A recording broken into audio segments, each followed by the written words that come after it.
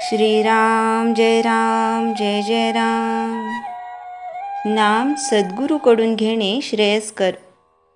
नाम सद्गुरूकडून घेणे जरूर आहे की ते आपणच आपल्या आवडीप्रमाणे घेतले तरी चालेल। वास्तविक भगवंताचे नाम स्वतः सिद्ध आहे आणि परिपूर्ण आहे। त्याला दुसऱ्या कुठून पूर्णता प्राप्त करून घ्यायची असते असे नाही।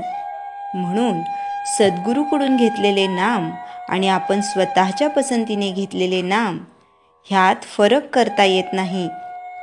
तरीसुद्धा सद्गुरूकडून घेतलेल्या नामाचे वैशिष्ट्य आहेच, ते असे की तो त्या नामाच्या पाठीशी सत्ता रूपाने असतो आणि आपल्याकडून नामस्मरण होण्यात त्याची आपल्याला फार मदत होते।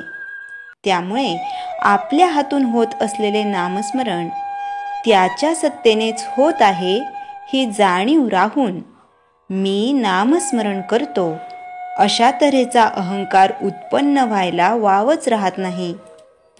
सद्गुरूच्या आज्ञेचे पालन करता करता साधकाला नामाची गोडी लागते आणि नाम पोटभर घेतल्याने त्याचा आत्मा तृप्त होतो।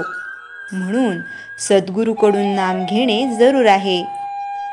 सद्गुरू भेट होईपर्यंत मात्र आपण आपल्याकडून नामस्मरण करीत राहणे आवश्यक आहे, कारण ते नामस्मरणच आपल्याला सद्गुरूची भेट करून देईल। तसे पाहता आधी संतांची भेट होणे कठीण आणि समजा भेट झाली तरी त्याच्यावर विश्वास बसणे त्याहून कठीण असते।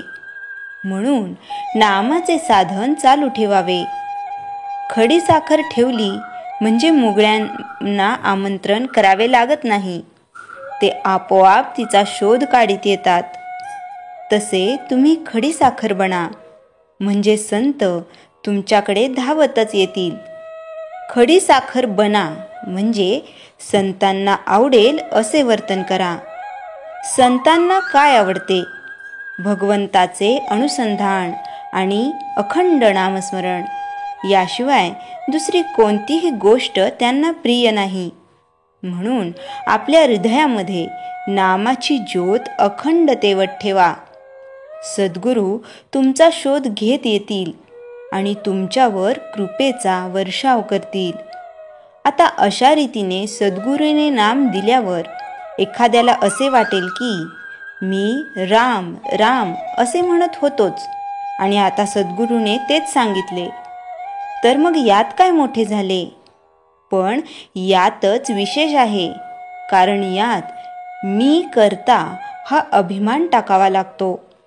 सद्गुरूकडून नाम घेतले म्हणजे आपल्या कर्तेपणाच्या अभिमानाला वाव राहत नाही।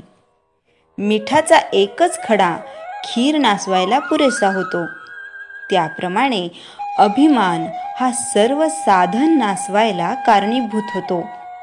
म्हणून अभिमान टाकणे ही गोष्ट फार महत्त्वाची ठरते।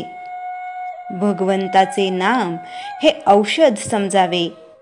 भगवंताची प्राप्ती हे त्याचे फळ। जरूर तेवढेच करणे म्हणजे सांगितलेले तेवढेच करणे, जास्त न करणे हे त्याचे अनुपान समजावे।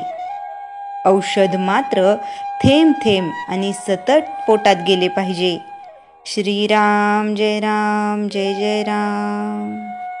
चैतन्यवाणी साध्या शब्दांचा सुद्धा आधार मोठा असतो, मग भगवंताच्या नामाचा आधार केवढा मोठा असेल। श्रीराम जय जय राम। जयाच्या जनी जन्मनामार्थ झाला, जयाने सदा वासनामात केला। जयाच्या मुखी सर्वदा नाम कीर्ती, नमस्कार तया ब्रह्मचैतन्य मूर्ती।